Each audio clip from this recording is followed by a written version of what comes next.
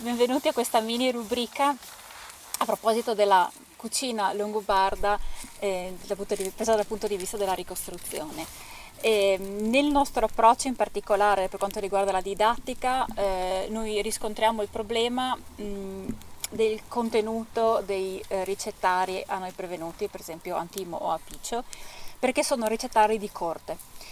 Quello che a noi serve invece a livello didattico è dare uno spaccato realistico di quello che poteva essere la cucina e il tipo di cibo che il longobardo medio poteva trovare sulla propria tavola.